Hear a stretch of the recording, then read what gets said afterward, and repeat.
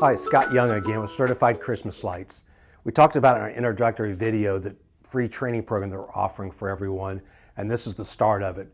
Today we're going to talk about all the different products we use in our system, and then the following videos will be instruction videos on site where they'll show you how to actually install everything from roof lines to stake lights, bushes, trees, and most importantly, our wreaths and garland, which are really set us apart from a lot of our competition. So to start with, our wreaths that we have are non-lit. Traditionally, people buy pre-lit wreaths and put them on the home. Ours we get unlit. We found that we always had to add lights to get them as bright as we wanted for our customers.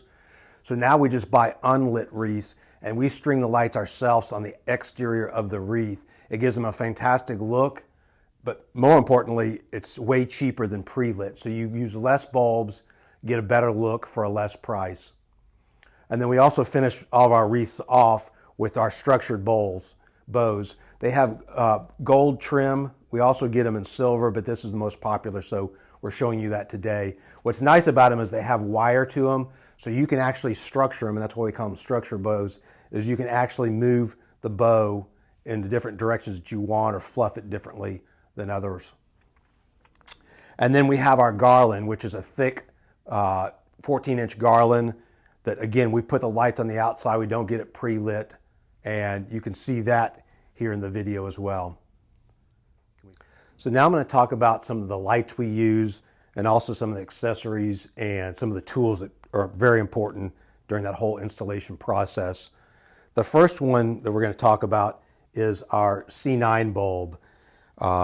Traditionally, what people have used, including ourselves for many years, is what's called a faceted LED bulb. We only use LED. Incandescent is nothing but problems. It's worth always buying LED. Your customers will be much happier and you'll make more money because you'll have less reservices. This traditional LED C9 is called a faceted bulb. It has a faceted bulb surface to it, and that's meant to try to get more light out from the LED inside here. The problem is it's just not very bright. So you just don't get that great a look from it, but it's the only thing that was available for many years in our industry. The other problem with it is after a couple of years, it turns this. It's very yellow, and it over time gets less and less bright. So we no longer use those. A few years back on one of my trips to China, I actually found this filament bulb. So it resembles an incandescent bulb, which is really what most people want. They want that incandescent look, that bright kind of glow of a gold look. And this does exactly that. It gives you this color look, just brighter, hardly any energy, and will last forever versus this burns out after a year or two, and you're constantly changing them out during your reservices. And if you're talking about being on top of a roof line, this is an excellent bulb. So it's all we use now in our installations. This is what we call a light ball. It's C9 bulbs, and they have these shingle tabs on them, so they're ready to go for our installers. We put them in the trucks like this. We do them in the warehouse. When they get to the site, they're very efficient. I showed you the bulb. This is the actual sockets themselves, and these just easily screw into these. And again, if you can imagine being on site and doing this for 100 sockets, it's very time consuming, especially with putting the shingle tabs on that go on the roof line. So by doing this, the warehouse, you're saving time in the field and making it much more efficient for your installers, who are usually your higher paid folks. Some people use a C7 bulb in their installations. It's just a smaller version of the C9, and you have C7 sockets. Again, over time, we've just tried to streamline our processes, make it more efficient, improve the bottom line, and usually and almost always keeping in mind the effect it's going to have for the customer. So with a C7 bulb, it's smaller, so it's less bright. It's a little less expensive, but you can see the difference here. So instead of using C7s, we only use C9s. These are traditionally used on stakes, outlining flower beds, maybe around windows.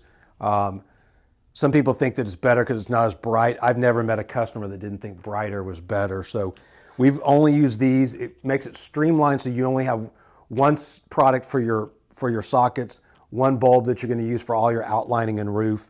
It makes that, again, very efficient. These are a couple of tabs that we use to install. You saw the shingle tabs on the light ball. These just slide under the shingle. Again, in our training videos that you'll see hands-on on the homes, how we use all these. I just, again, want to give you an overview. Shingle tab, these are called gutter clips, but they're really universal. You can use them in shingles. They just don't work as well as these. The gutter clips you'll use when there's a gutter, and if you put up the shingle tabs, you're not going to be able to see them as well from the street.